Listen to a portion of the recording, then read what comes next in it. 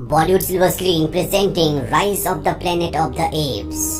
इस कहानी की शुरुआत में विल नाम के एक वैज्ञानिक को दिखाया जाता है जो अपने पिता जिनको अल्जाइमर की बीमारी है उनके लिए किसी भी कीमत पर अल्जाइमर की दवा बनाना चाहता है और जल्दी वो इसमें कामयाब भी हो जाता है। लेकिन इंसानों पर इस दवा को टेस्ट करने से पहले एक चिंपैंजी पर इसे टेस्ट किया जाता है, जिसके बाद वो चिंपैंजी बहुत ज्यादा इंटेलिजेंट हो जाता है। विल जब उसकी इंटेलिजेंसी देखता है तो उसे बहुत खुश होती है और अब वो इस दवा को इंसानों के ऊपर इस्तेमाल करना चाहता है। सबसे पहले वो बात अपने सीनियर को बताता है और इसके बाद बोर्ड ऑफ मेंबर्स की एक मीटिंग रखी जाती है जहाँ पर वो अपनी प्रेजेंटेशन दे रहा होता है। विल की इस नई दवा से सबके सब बहुत खुश होते हैं क्योंकि इसके रिजल्ट्स बहुत ज्यादा पॉजिटिव थे। वहीं उस चिंपैंजी को दिखाया जाता है जिसके ऊपर विल की दवा को इस्तेमाल किया गया था। वहाँ पर एक वर्कर आता है जो उसे वहाँ से जबरदस्ती अपने साथ दूसरी जगह ले जाना चाहता है, जिससे चिंपैंजी को बहुत गुस्सा आता है। वो उस वर्कर का हाथ पकड़ लेता है और इसके बाद वहाँ से निकलकर चारों तरफ तोड़ फोड़ करना शुरू कर देता है और उस जगह पहुँच जाता है जहाँ पर बोर्ड ऑफ मेंबर्स की मीटिंग चल रही होती है। यहाँ पर विल चाहकर भी उसे कंट्रोल नहीं कर पाता क्योंकि ये चिंपैंजी बहुत ज्यादा अग्रेसिव होता है, इसीलिए इस चिंपैंजी को गोली मारनी पड़ती है। और अब चिंपैंजी की मौत के साथ साथ विल का ये पूरा का पूरा एक्सपेरिमेंट भी पूरी तरह से खत्म हो गया है।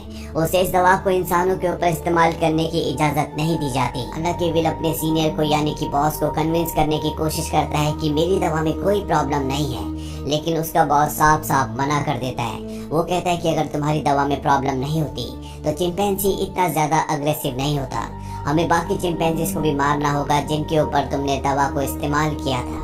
और अब विल का दिल टूट जाता है। वो अंदर लैब की तरफ जाता है, तभी उसके पास लैब का केयरटेकर आता है और उसे बताता है कि आपकी दवा में कोई भी प्रॉब्लम नहीं है। दरअसल चिंपैंजी आपकी दवा की वजह से अग्रेसिव नहीं हुई थी, बल्कि उसने उसी वक्त एक बच्चे को जन्म दिया था, जिस वजह से वो गुस्से में आ गई थी क्योंकि उसे वहाँ से शिफ्ट किया जा रहा था। और अब विल को पूरी बात समझ में आ जाती है। वर्कर उसे कहता है कि मैंने सारे चिंपैंजीज को मार दिया और उस बच्चे को नहीं मार पाया जो अभी अभी पैदा हुआ है। इसके बाद विल बिना किसी को बताए उस बच्चे को अपने घर ले आता है जहाँ पर विल के फादर भी होते हैं। और यहाँ पर हमें दिखाया जाता है कि ये चिंपैंजी का बच्चा छोटा तो है लेकिन इसका दिमाग इंसानों की तरह तेज है। बहुत जल्दी वो विल के पिता से घुल मिल जाता है। धीरे धीरे 3 साल बीत जाते हैं और अब वो चिंपैंजी का बच्चा जिसका नाम सीजर है वो बहुत ज्यादा स्मार्ट हो चुका है। वो पढ़ता है, वो गेम्स खेलता है और इंसानों की तरह हर एक काम को करता है। बस वो एक चीज नहीं कर सकता और वो है इंसानों की तरह बोलना। वही विल के पिता को दिखाया जाता है जिनकी अल्जाइमर बीमारी की वजह से दिमागी हालत अब बहुत ज्यादा खराब हो चुकी है। यहाँ तक कि उनकी नर्स भी उनका ध्यान रखने से मना कर देती है। वो विल से कहती है कि तुम्हारे पिता को अब हॉस्पिटल की जरूरत है, घर पर उनकी टेक केयर नहीं की जा सकती। विल को इस बात से बहुत दुख होता है और अगले दिन जब वो लैब में जाता है तो उस दवा को लेकर आता है जो उसने सीजर की मॉम को और बाकी चिंपैंजीज को दी थी, जो उसने अल्जाइमर के लिए बनाई थी। वो जानता है कि उसके पिता का बचना अब नामुमकिन है, इसीलिए वो रिस्क लेता है और अपने पिता को अल्जाइमर की वो दवा दे देता है। ये पहले इंसान होते हैं जिनके ऊपर इस अल्जाइमर की दवा को यूज किया होता है। और अगली सुबह जब विल उठता है तो देखता है कि उसके पिता पियानो बजा रहे हैं, वो पूरी तरह से ठीक हो चुके हैं। विल को देखकर बहुत खुशी होती है, यानी उसकी दवा ने उसके पिता को पूरी तरह से ठीक कर दिया है। वही हमें सीजर को दिखाया जाता है जो खिड़की से कुछ बच्चों को साइकिल चलाते हुए देखता है। सीजर का भी मन करता है कि वो भी उन बच्चों की तरह साइकिल चलाए, इसीलिए वो पड़ोस के घर में चला जाता है और उस घर का मालिक उसे देख लेता है, इसीलिए बेसबॉल का बैट लाकर वो उस पर हमला करता है। लेकिन इससे पहले कि वो उसे बुरी तरह से मारता, यहाँ पर विल और उसके पिता आ जाते हैं। विल उन्हें समझाने की कोशिश करता है कि ये सिर्फ खेलने की कोशिश कर रहा था, ये हार्मफुल नहीं है। और वो कहता है कि मेरे बच्चों को नुकसान पहुंचा सकता है और अगर इस चिंपैंजी का बच्चा दोबारा यहाँ पर आया तो मैं इसे मार दूंगा। अब यहाँ पर सीजर के पैर पर चोट लग गई होती है, इसीलिए विल उसे डॉक्टर कैरोलाइन के पास ले जाता है। और जब कैरोलाइन उसका इलाज करती है तो उसे पता चलता है कि ये बहुत ज्यादा इंटेलिजेंट है क्योंकि वो चिंपैंजी यानी कि सीजर विल से इशारों में बात कर रहा होता है। दरअसल सीजर को साइन लैंग्वेज आती है और जल्दी वो डॉक्टर कैरोलाइन से भी दोस्ती कर लेता है। अब डॉक्टर कैरोलाइन को सीजर बहुत ज्यादा पसंद आता है, इसीलिए वो विल के घर आना शुरू कर देती है, जहाँ उसे पता चलता है कि सीजर हमेशा घर पर रहता है, उसे बाहर नहीं ले जाया जाता। इसीलिए सीजर हमेशा खिड़की से बाहर देखता रहता है। इसीलिए कैरोलाइन विल से कहती है कि हमें इसे बाहर ले जाना चाहिए। और विल और कैरोलाइन अब सीजर को पास के एक जंगल में जिसका नाम रेडवुड है वहाँ ले जाते हैं, जहाँ कर सीजर को बहुत अच्छा लगता है। और इसी तरह से 2 साल और बीत जाते हैं और अब विल और कैरोलाइन एक दूसरे के साथ रिलेशनशिप में आ चुके हैं। सीजर भी अब बड़ा हो चुका है और हमेशा ही रेडवुड में आते हैं। और एक दिन जब ये तीनों के तीनों रेडवुड में होते हैं, तभी वहाँ पर एक फैमिली आती है जिनके पास एक डॉग होता है जिसके गले में पट्टा होता है, जो देखकर सीजर उदास हो जाता है क्योंकि उसके गले में भी पट्टा होता है। वो विल से इशारों में पूछता है, क्या मैं तुम्हारा पालतू जानवर हूँ? इससे विल को बहुत दुख होता है। वो कहता है कि तुम मेरे पालतू नहीं हो, तुम मेरे बेटे हो। और अब सीजर अपने बारे में जानना चाहता है कि वो कौन है, वो कहाँ से आया है। इसीलिए विल सीजर को अपनी लैब के बाहर ले जाता और बताता है कि तुम्हारी मॉम यहाँ पर थी, हमने उसके ऊपर एक दवा का इस्तेमाल किया था और उसी दवा की वजह से आज तुम इतने ज्यादा इंटेलिजेंट हो। और अब सीजर को अपने बारे में सब कुछ पता चल चुका है। इसके बाद एक घर आते हैं जहाँ पर विल के पिता को दिखाया जाता है, जिनकी अल्जाइमर की बीमारी अब पहले जैसे वापस हो चुकी है, क्योंकि जो दवा विल उन्हें दे रहा था अब उसने उनके दिमाग पर, उनके शरीर पर काम करना बंद कर दिया। इस बात से विल परेशान होता है और जब विल घर पर नहीं होता तो विल के पिता को दिखाया जाता है जो अपनी गाड़ी ड्राइव करने के लिए जाते हैं, लेकिन अल्जाइमर बीमारी की वजह से वो भूल चुके होते हैं कि गाड़ी को ड्राइव कैसे किया जाता है। इसीलिए वो अपने पड़ोसी की गाड़ी पर टक्कर मार देते हैं, जिस वजह से उनका पड़ोसी बाहर आता है। ये वही पड़ोसी है जिसने बचपन में सीजर को मारा था। और अब वो विल के पिता को कॉलर पकड़कर गाड़ी से बाहर निकालता है, उन्हें मारने लगता है। और जब सीजर खिड़की से देखता है तो वो अपने आप को कंट्रोल नहीं कर पाता, वो बाहर आता है और उस पर हमला कर देता है। सीजर इतना गुस्से में आ गया होता है कि वो उस पड़ोसी की उंगली काट लेता है। इसीलिए कोर्ट ये फैसला करती है कि अब इस चिंपैंजी को, यानी कि सीजर को घर पर नहीं रखा जा सकता। एनिमल कंट्रोल वाले उसे उस जगह ले जाते हैं जहाँ पर और भी चिंपैंजीज रहते हैं। हालांकि सीजर उस जगह नहीं रहना चाहता, लेकिन अब विल मजबूर है और वो कहता है कि तुम्हें अब यहीं पर रहना होगा। इस बात से सीजर को बहुत दुख होता है। वही विल के पिता को दिखाया जाता है जो अब पूरी तरह से अल्जाइमर के एक बार फिर से पेशेंट बन चुके हैं। और विल चाहता है कि वो पहले से भी ज्यादा स्ट्रॉन्ग दवा बनाए ताकि वो अपने पिता की बीमारी को हमेशा के लिए ठीक कर दे। और ये बात वो अपने बॉस को बताता है। वो बताता है कि वो दवा जो मैंने पहले बनाई थी, मैंने अपने पिता के ऊपर इस्तेमाल की थी, वो पूरी तरह से ठीक हो गए थे। और वो दवा इतनी स्ट्रॉन्ग नहीं थी कि मेरे पिता की बीमारी को पूरी तरह से ठीक कर पाती। और अब मैं स्ट्रॉन्ग दवा बनाना चाहता हूँ। उसका बॉस उसे इजाजत दे देता है और जल्दी विल दवा बना लेता है। और अब उस दवा को एक चिंपैंजी के ऊपर इस्तेमाल करने की तैयारी की जाती है। और जब दवा को उसकी बॉडी में इंजेक्ट किया जा रहा होता है, तभी एक पाइप निकल जाता है। वहाँ पर इनका एक कोवर्कर होता है जिसका नाम फ्रैंकलिन है। दवा की कुछ गैस उसकी नाक के अंदर चली जाती है क्योंकि उसने मास्क नहीं पहना होता। और अब उस दवा को चिंपैंजी को दिया जाता है, जिसके बाद वो चिंपैंजी बहुत ज्यादा इंटेलिजेंट हो जाता है, यानी कि इनकी ये दवा भी कामयाब हो गई। इसके बाद विल और कैरोलाइन सीजर से मिलने के लिए जाते हैं, जिसे बहुत ही छोटे पिंजरे के अंदर कैद किया होता है। यहाँ पर सीजर के हाथ में चोट भी लगी होती है, जिससे विल को बहुत गुस्सा आता है और वहाँ के कर्मचारियों को धमकी देता है कि अगर तुमने इसके साथ कोई भी गलत सलूक किया तो मैं तुम्हारी इस जगह को बंद करवा दूंगा। हालांकि सीजर अब यहाँ से घर वापस जाना चाहता है, लेकिन विल उसे कहता है कि जब तक कोर्ट मुझे इजाजत नहीं देती मैं तुम्हें घर वापस नहीं ले जा सकता। विल यहाँ से चला जाता है और सीजर बहुत ज्यादा उदास हो जाता है। दरअसल वो विल से नाराज है क्योंकि विल उसे अपने साथ घर नहीं ले जा रहा। साथ ही दूसरे चिंपैंजीज उसे यहाँ पर परेशान भी करते हैं। विल जब अपने घर जाता है तो देखता है कि उसके पिता की हालत बहुत ज्यादा खराब है। वो उन्हें दवा देना चाहता है, पर विल के पिता मना कर देते हैं। वो कहते हैं कि अब मेरा वक्त आ चुका है। और इसके बाद विल के पिता की मृत्यु हो जाती है। विल अपने पिता की मृत्यु से पूरी तरह से टूट जाता है और अब सीजर के अलावा उसका कोई भी नहीं है। वो उसे अपना बेटा मानता है, इसीलिए बहुत सारे पैसे लेकर वो उस जगह जाता है जहाँ पर सीजर को कैद किया गया है। वहाँ का जो हेड होता है वो उसे बहुत सारे पैसे देता है और कहता है कि मैं सीजर को अपने साथ ले जाना चाहता हूँ। हालांकि वो मान जाता है, पर सीजर दरवाजा बंद कर देता है क्योंकि अब वो विल के साथ नहीं जाना चाहता। वो विल से बहुत ज्यादा नाराज है। विल को लौटना पड़ता है। अब इस जगह काम करने वाले एक लड़के के कुछ दोस्त यहाँ पर चिंपैंजीज को देखने के लिए आते हैं। और जब उनमें से एक लड़का सीजर के पास आता है तो सीजर उसे पकड़कर अपनी तरफ खींचता है और उसकी जेब से चाकू निकाल लेता है, जिस चाकू से रात को अपना केज खोलकर एक दूसरे केज के पास जाता है, जिसके अंदर एक ओरेंगुटून को बंद किया है जो कि सर्कस से है। और सीजर इसका दोस्त है क्योंकि दोनों के दोनों इशारों में बात कर सकते हैं। वो इसे आजाद करवाता है और सीधा विल के घर जाता है, जहाँ पर उसे वो नई दवा मिल जाती है जो विल ने अल्जाइमर के नए पेशेंट्स के लिए बनाई थी। और अब उस दवा को लेकर वापस वो उसी जगह आ जाता है जहाँ पर बाकी चिंपैंजीज को कैद किया गया है।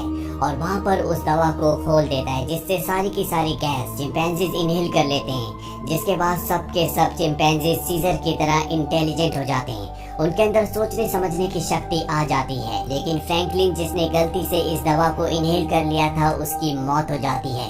इसका मतलब ये है कि ये दवा सिर्फ चिंपैंजीज पर असर करती है, इंसानों पर इसका गलत असर होता है। वहीं सीजर को दिखाया जाता है जो अब बाकी चिंपैंजीज के साथ उस जगह से भागना चाहता है, लेकिन तभी वहाँ का एक वर्कर जो सभी चिंपैंजीज को बहुत टॉर्चर किया करता था वो आ जाता है, और जब वो अपनी करंट वाली स्टिक से उन्हें करंट लगाने की कोशिश करता है तो सीजर उसका हाथ पकड़ लेता है। वो कहता है कि अपने गंदे हाथ मुझसे दूर रखो, और यहाँ पर पहली बार सीजर बोलता है नो। इसके बाद सीजर पंच मारकर उसे वहीं पर गिरा देता है और बाकी सभी चिंपैंजीज को आजाद कर देता है। और वो वर्कर उठकर एक बार फिर से अपनी इलेक्ट्रिक स्टिक लेकर इनकी तरफ बढ़ता है, लेकिन सीजर उस पर पानी फेंक देता है, जिससे उसकी करंट लगने से मौत हो जाती है। इसके बाद सीजर सभी चिंपैंजीज को लेकर जू पहुंच जाता है। वहाँ के सभी चिंपैंजीज को ये आजाद करके अपनी टीम में शामिल कर लेते हैं, और अब इस सब के सब विल की लैब में पहुंच जाते हैं। वहाँ पर भी बहुत सारे चिंपैंजीज होते हैं, ये उन्हें भी आजाद कर देते हैं, और अब इन सब की एक टीम बन चुकी है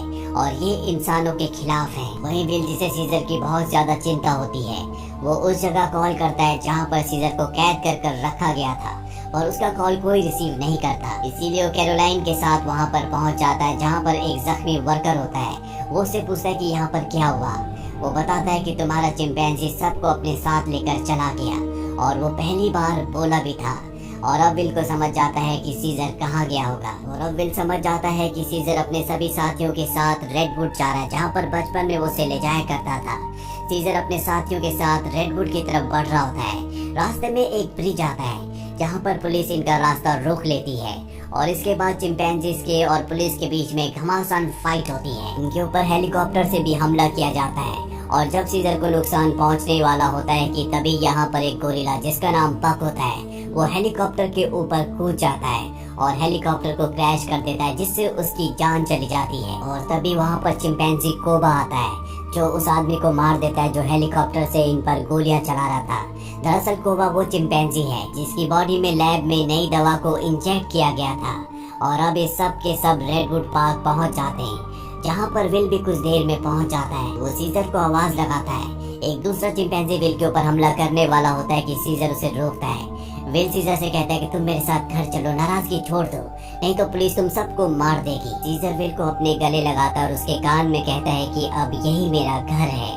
और विल समझ जाता है कि सीजर को उसकी दुनिया मिल चुकी है, वो उसके साथ लौट कर नहीं आएगा। इसीलिए विल इस जगह से चला जाता है। और अब सीजर और उसके साथियों की ये एक नई दुनिया है। वो अपने सभी साथियों का यानी कि अपने ग्रुप का लीडर है। वही हमें विल के पड़ोसी को दिखाया जाता है जिसकी उंगली सीजर ने काटी थी। दरअसल ये एक पायलट होता है जो कि इंटरनेशनल फ्लाइट्स उड़ाता है और इसकी नाक से अब ब्लड निकलता है। दरअसल फ्रैंकलिन जो विल का कोलीग था, जिसकी नई दवा के वायरस से मौत हो गई थी, वो दरअसल विल से मिलने उसके घर गया था, लेकिन तब उसकी मुलाकात इसी पड़ोसी से हुई थी। उसे खांसी आई थी जिससे खून के छींटे इसके ऊपर गिर गए थे और अब ये भी उस वायरस से इन्फेक्टेड है। ये इंटरनेशनल फ्लाइट्स उड़ाता है, इसका मतलब ये वायरस पूरी दुनिया में फैला देगा, जिससे पूरी दुनिया बदल जाएगी। और होता भी ऐसा ही है। इस मूवी का सेकंड पार्ट जो सन 2014 में आया था, उसमें दिखाया जाता है कि वायरस को फैले हुए आज 10 साल हो चुके हैं और अर्थ से इंसानों की बहुत बड़ी आबादी खत्म हो चुकी है। अब वही जिंदा रहता है जो जेनेटिकली इस बीमारी से, इस वायरस से इम्यून है। और ऐसा 500 बच्चों में एक ही बच्चा होता है जो जेनेटिकली इस बीमारी, इस वायरस से इम्यून हो। वही चिंपैंजीज को रेडवुड में दिखाया जाता है जो सैन फ्रांसिस्को के पास है। वो अब भी सभी चिंपैंजीज का लीडर है। और अब पिछले 10 सालों में चिंपैंजीज पहले से भी ज्यादा स्ट्रॉन्ग और विकसित हो चुके हैं। इनका अपना एक इलाका है जहाँ पर इंसान नहीं आ सकते। सीजर का भी अब बेटा हो चुका है जिसका नाम ब्लू आई है। और एक दिन सीजर का बेटा जब अपने दोस्त के साथ जंगल में घूम रहा होता है, तभी उनके सामने एक इंसान आ जाता है जो जंगल में अपनी टीम के साथ हाइड्रो इलेक्ट्रिक डैम देख रहा होता है ताकि पूरे शहर को इलेक्ट्रिसिटी दोबारा से दी जा सके। और ये जो डैम होता है ये चिंपैंजीज के इलाके में है। और अब वो आदमी जब सीजर के बेटे ब्लू आई और उसके दोस्त को देखता है तो डर जाता है और अपनी गन निकाल लेता है। सीजर का बेटा भी घुर्राने लगता है। वो आदमी डर कर गोली चला देता है जिससे सीजर के बेटे का दोस्त जख्मी हो जाता है। गोली की आवाज सुनकर सभी चिंपैंजीज यहाँ पर आ जाते हैं। साथ ही जिस आदमी ने गोली चलाई होती है उसके भी साथी जो यहाँ पर डैम को ढूंढ रहे होते हैं। चिंपैंजीज इन्हें मारना चाहते हैं, लेकिन सीजर जो कि सबसे समझदार है वो सबको शांत करता है। इंसानों के ग्रुप का लीडर जिसका नाम मेलकम है वो सीजर से बात करता है। वो उसे बताता है कि हम यहाँ पर किसी को नुकसान पहुँचाने के लिए नहीं आए। सीजर उन्हें कहता है कि आज के बाद यहाँ पर मत आना, तुम सब यहाँ से चले जाओ। अब वो सब के सब यहाँ से चले जाते हैं। और इन्हीं चिंपैंजीज में जो कोबा होता है जिसके ऊपर कभी इंसानों ने एक्सपेरिमेंट किए थे, जो इंसानों से बहुत ज्यादा नफरत करता है, वो सभी चिंपैंजीज से कहता है कि इंसान दोबारा से हमारी टेरिटरी में आ गए हैं, वो हमें नुकसान पहुँचाएंगे। इन्होंने एक्सपेरिमेंट के दौरान मुझे बहुत तकलीफ पहुँचाई थी और मैं नहीं चाहता कि मेरे साथियों के साथ भी ऐसा ही हो। इसीलिए इंसानों को हमें अपनी ताकत दिखानी होगी। और सीजर भी अब उसकी बातों में आ जाता है और ये सब तय करते हैं कि ये इंसानों की बस्ती में जाएंगे। और अब सीजर जो सबसे आगे घोड़े में होता है उसके साथ सभी चिंपैंजीज इंसानों के इलाके में जाते हैं। यहाँ पर दिखाया जाता है कि जो पहले खूबसूरत शहर हुआ करता था अब वो उतना खूबसूरत नहीं है। यहाँ पर टेक्नोलॉजी और बहुत सारी चीजें अब पूरी तरह से खत्म हो चुकी है। और सीजर अपनी पूरी सेना को लेकर इंसानों के इलाके में पहुँच जाता है, जहाँ पर मेलकम एक बार फिर से सीजर के सामने आता है और वो सीजर से कहता है कि हम तुमसे माफी मांग चुके हैं। सीजर कहता है कि आज के बाद अगर हमारे इलाके में कोई भी आया तो हम उसे मार देंगे। हम जंग नहीं चाहते, लेकिन अगर इंसानों ने पहल की तो हम किसी को नहीं छोड़ेंगे। यहाँ पर कोबा भी है। कोबा चाहता है कि वो इंसानों से जंग लड़े, लेकिन सीजर इंसानों को वार्निंग देकर यहाँ से पूरी सेना के साथ निकल जाता है। वही मेलकम को दिखाया जाता है जो परेशान होता है, क्योंकि जिस पावर प्लांट की इन्हें जरूरत है जिससे पूरे शहर में इलेक्ट्रिसिटी आएगी वो सीजर के यानी कि चिंपैंजीज के इलाके में है, जिस तक पहुंचकर इन्हें उसे ठीक करना होगा, तभी यहाँ पर बिजली आ सकती है। मेलकम अपने सीनियर से बोलता है कि हमें वहाँ पर जाना होगा, मुझे एक और मौका चाहिए, मैं ग्रुप लेकर वहाँ पर जाना चाहता हूँ, मैं सीजर से बात करूँगा। और अब मेलकम अपनी फैमिली और एक छोटे से ग्रुप के साथ जंगल के बाहर पहुंच जाता है, जहाँ पर उस सीजर को पूरी सिचुएशन समझाता है। सीजर इंसानों के साथ रह चुका है, उसे पता है कि इलेक्ट्रिसिटी का मतलब क्या है और इंसानों के लिए वो कितनी जरूरी है। सीजर कहता है कि एक शर्त पर तुम अंदर आ सकते हो, तुम्हें सारे हथियार हमारे हवाले करने होंगे। मेलकम मान जाता है और अब अपनी टीम के साथ वो उस जगह पहुंच जाता है जहां पर पावर प्लांट है। और इसके बाद ये यहाँ पर काम करना शुरू कर देते हैं। मेलकम की वाइफ और उसका बेटा चिंपैंजीज के बच्चों से बहुत जल्दी घुल मिल जाते हैं। और जब ये पावर प्लांट पर काम कर रहे होते हैं तभी एक चिंपैंजी को वहाँ पर छुपी हुई एक गन मिलती है और वो गन वो लेकर जाता है सीजर के पास। और जब सीजर को पता चलता है कि इंसान अपने साथ छुपाकर यहाँ पर गन लाए हैं तो उसका गुस्सा एक बार फिर से भड़क जाता है और वो मेलकम और उसके साथियों को कहता है कि तुम जंगल छोड़कर चले जाओ। लेकिन तभी सीजर को पता चलता है कि उसकी पत्नी जो बहुत वक्त से बीमार थी, मेलकम की पत्नी ने उसे दवा दी थी जिससे वो पूरी तरह से ठीक हो गई। सीजर ये देखने के बाद इंसानों को एक मौका और देता है। वो कहता है कि तुम्हारे पास एक दिन और है, तुम इस पूरे पावर प्लांट को ठीक कर सकते हो और उसके बाद यहाँ से चले जाना। दरअसल मेलकम का एक साथी जो कि एक्स पुलिस ऑफिसर है, उसे चिंपैंजीज पर बिल्कुल भरोसा नहीं है, वो उनसे नफरत करता है। वह यहाँ पर गन्स लेकर आया होता है और इनके पास और भी गन्स होती हैं। और जब ये गन्स एक दूसरे को पास कर रहे होते हैं तो ऊपर से कोबा देख लेता है। वो गुस्से से भर जाता है क्योंकि कोबा भी इंसानों से नफरत करता है और वो सीजर के पास जाता है। वो उसे बताता है कि इंसानों के पास और भी हथियार हैं, तुम्हें उन्हें हमारी टेरिटरी से निकाल देना चाहिए। सीजर उसे कहता है कि तुम्हें धीरज रखना चाहिए। इस बात से कोबा को गुस्सा आ जाता है। वो कहता है कि तुम्हें अपने साथियों की चिंता नहीं है, तुम इंसानों से प्यार करते थे क्योंकि तुम भी उन्हीं में से एक हो। और अब सीजर को इस बात पर गुस्सा आ जाता है। वो कोबा पर हमला कर देता है, उसे बहुत बुरी तरह से जख्मी कर देता है।